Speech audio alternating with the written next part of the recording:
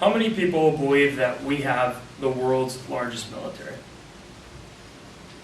So, as some of you may be aware or may not be aware, a country that we have strained foreign relations with at best, China, actually has a military 1.5 times the size of ours.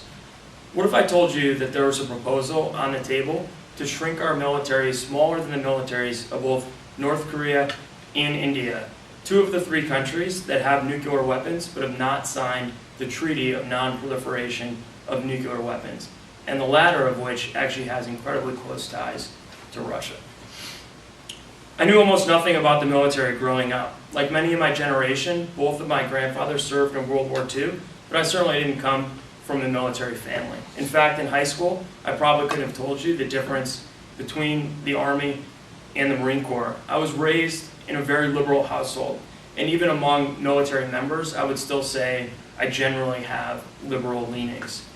Over the past decade, a lot of that has changed, and my lack of awareness has gone away as the Marine Corps has become an integral part of my life. I present my story to show you that I think I'm capable of providing an objective viewpoint for why downsizing the military is a dangerous idea. First, I want to talk about threats to our national security of this proposal. Second, I want to talk about some of the human factors involved in this proposal. And finally, I want to give you all a recommendation for what you can do moving forward in order to block this proposal. In February, the Secretary of Defense, Chuck Hagel, proposed shrinking the military to the smallest size it's been in 74 years, pre-World War II levels, and making other military-wide savings. This reshaping would reduce the Army by 20% and the Marine Corps by 25%.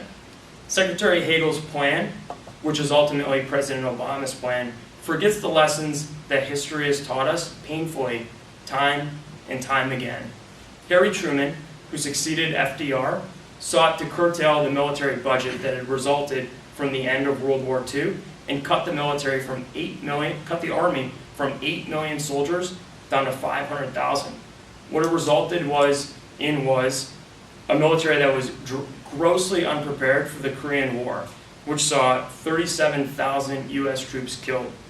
After Truman was Dwight Eisenhower, a rare 5-star general and bona fide military hero before becoming president. Yet despite all of this, he enacted a new look strategy which focused on air superiority and continued to shrink the size of the military. This period became known as an army of amateurs and was marked by drug abuse, murders in the barracks, and general lack of discipline. Not surprisingly, as we went into the Vietnam War, we were again ill-equipped for what we would face, and that war saw another 58,000 Americans killed. The threats we face today are numerous and global. 3 weeks ago, North Korea fired on South Korea, yet another example of their growing audacity. Russia continues to ignore our idle condemnations, and pundits have wondered whether we're entering a second Cold War. Iran continues to enrich uranium in order to build a weapon that they've threatened to use against us. And these are just a few of such threats.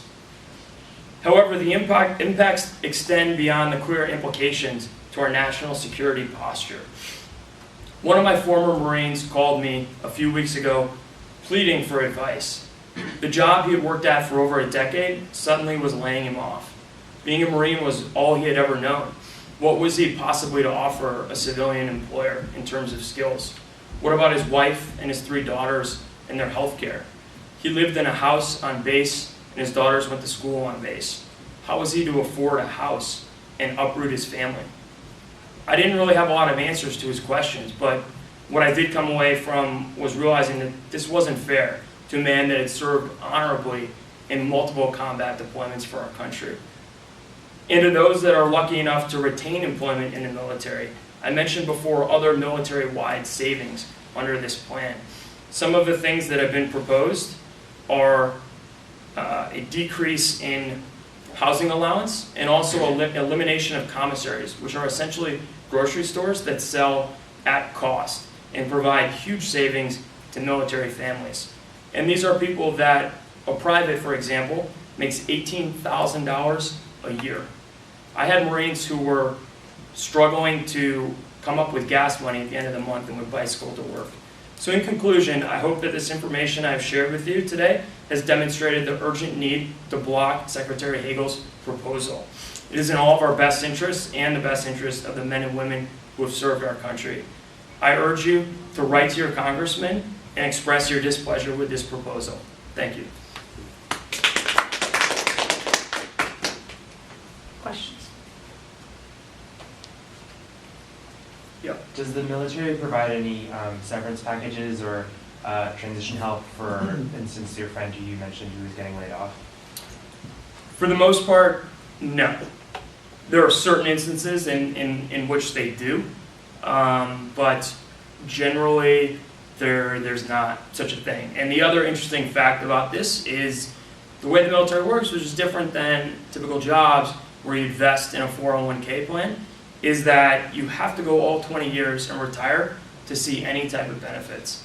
So if you're told to leave at 10 years, you walk out the door with nothing. Whereas any of us working at a company would have, whatever we put into that 401k during those 10 years to at least subside on in the interim. Yep. I've heard many say that the United States has the largest military budget in the world, and I think we do, but that the future of the military isn't necessarily personnel and boots on the ground, but rather drones and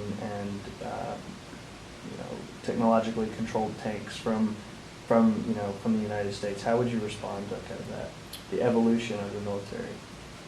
Right, so I think that I would agree with that generally, and I think that's why I'm not advocating for the military to grow in size, but I think if it stays at this constant level, despite population growth and the kind of growth of global threats that I've talked about, I think that we can adequately handle that when compounded with technology advances, which again get us more out of each person in the military, through using things like that. Thank you.